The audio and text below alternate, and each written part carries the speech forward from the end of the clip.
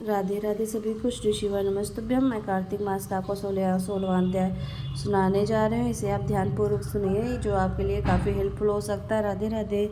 सुनो लगाकर मन, अभी संकट सब मिट जाए। कार्तिक महात्म्य का कमल पढ़ो 16वां अध्याय। श्री शिव नमस्तुभ्यम।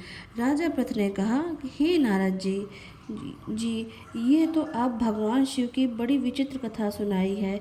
अब कृपा करके आप यह बताइए कि उस समय राहु और उस पुरुष से छूटकर कहाँ गया। नारद जी बोले, उससे छूटने पर वह दूत बर्बर नाम से विख्यात हो गया और आप अपना नया जन्म पाकर वह धीरे धीरे जलंधर के पास गया।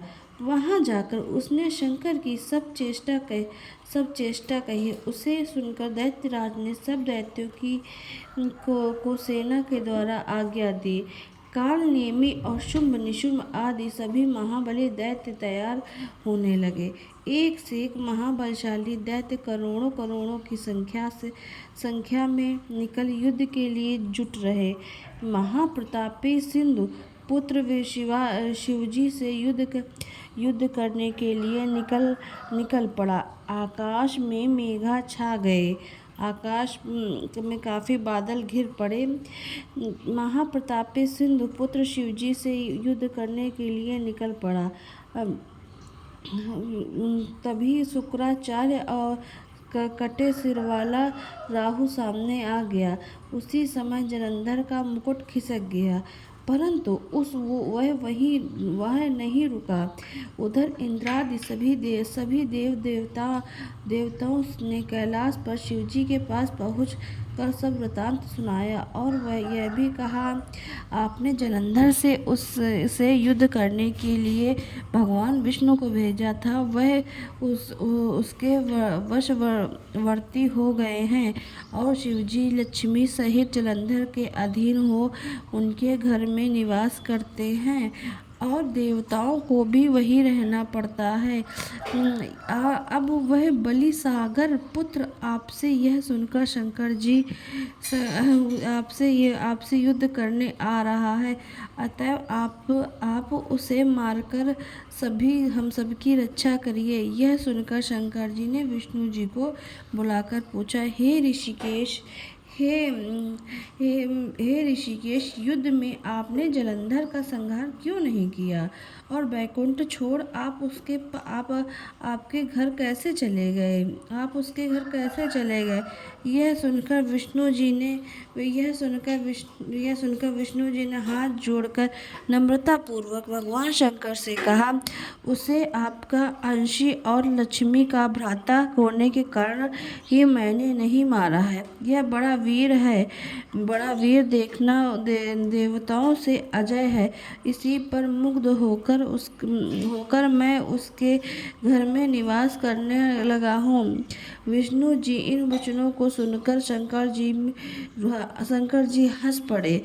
उन्होंने कहा, हे विष्णु, आप यह क्या कहते हैं? उस दैत्य जलंधर को अवश्य मैं मारूंगा। अब आप सभी देवता जलंधर को मेरे द्वारा ही मारा गया जान आप अपने प्रस्थान को जाइए। जब शंकर जी ने ऐसा कहा तो सब देवता संदेह सहित होकर अपने स्थान को चले गए। इसी समय पराक्रमी जलंधर अपनी विशाल सेना के साथ पर्वत के समीप आ कैलाश सिंहनाद करने लगी। दैत्यों के नाद और कोलाहल को सुनकर शिवजी ने नंदी और आदि गणों को उससे युद्ध करने की आज्ञा प्रदान की।